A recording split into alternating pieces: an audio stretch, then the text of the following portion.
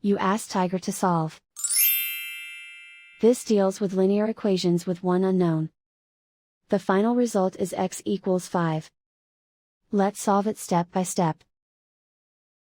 Simplify the expression. Expand the parentheses. Simplify the arithmetic. Expand the parentheses.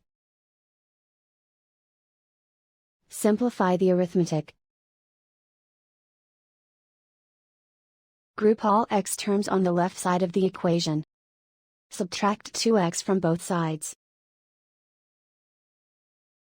Group like terms. Simplify the arithmetic. Group like terms. Simplify the arithmetic. Group all constants on the right side of the equation.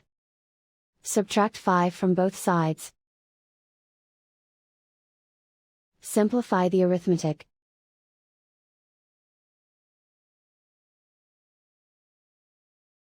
Isolate the x. Divide both sides by 3. Simplify the fraction. Find the greatest common factor of the numerator and denominator.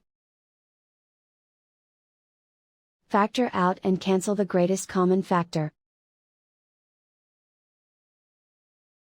And so the final result is x equals 5.